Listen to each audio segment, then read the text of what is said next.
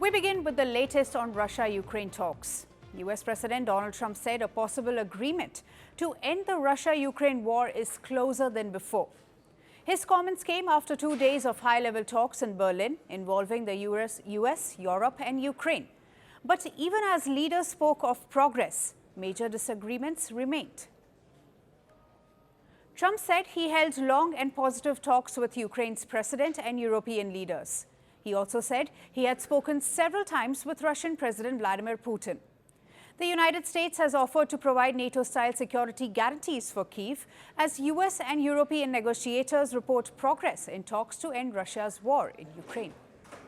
And I think we're closer now, and they will tell you that they're closer now. We had numerous conversations with President Putin of Russia, and I think we're closer now than we have been ever. And we'll see what we can do. We want to save a lot of lives. We sell equipment to NATO. We don't spend any money, but we do want to see if we can save a lot of lives. But we're getting closer. We're having tremendous support from European leaders. They want to get it ended also. And at this moment, Russia wants to get it ended. The problem is they'll want to get it ended, and then all of a sudden they won't. And Ukraine will want to get it ended, and all of a sudden they won't. So we have to get them on the same page. But I think that's working along. Very good talk. European leaders welcomed what they called new momentum in the talks. Germany, France and Britain said they were working with the US on strong security guarantees for Ukraine. They discussed a European-led force that could help protect Ukraine if the war ends. Finally, one of the strongest long-term guarantees is also the clearest one. It's Ukraine's path into the European Union.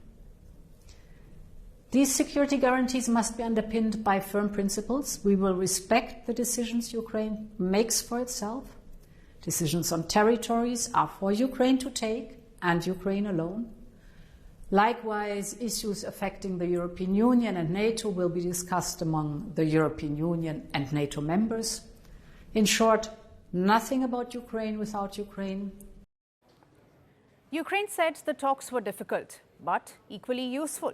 President Volodymyr Zelensky said Ukraine needed clear security guarantees before any peace deal. He said Ukraine would not give up territory without firm protection and proper monitoring of any ceasefire.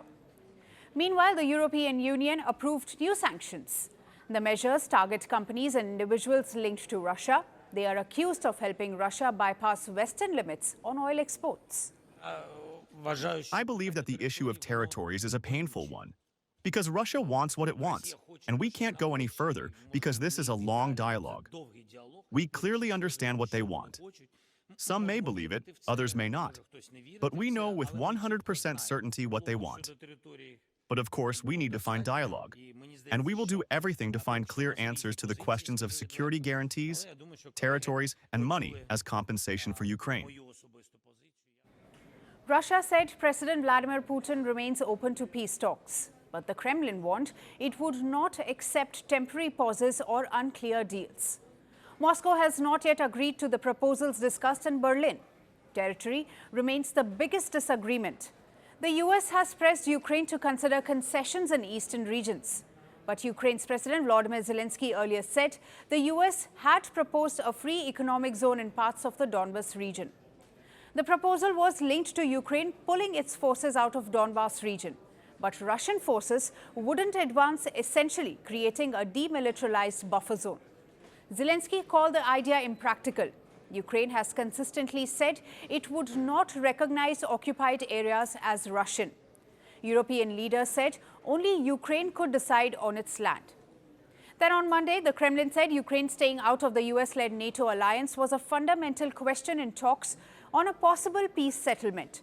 But on the ground, fighting still continued even as peace talks went ahead. Ukraine said Russia launched more than 150 drones overnight on Monday. Russia, meanwhile, said it shot down Ukrainian drones. Ukraine also claimed it carried out its first successful underwater drone strike on a Russian submarine. Russia, however, denied that the attack caused any damage. The Berlin talks raise hopes of progress, but no final deal has emerged. Security guarantees, territory and trust remain unresolved. So for now, diplomacy continues, while the war goes on. They promised glory. They delivered fear. They shaped nations. They scarred generations. From brutal purges to propaganda machines, from stolen power to violent falls from the throne. Welcome to The Dictator, a series that strips away the myth and then exposes the men behind the tyranny. History remembers their power. Firstpost reveals their truth.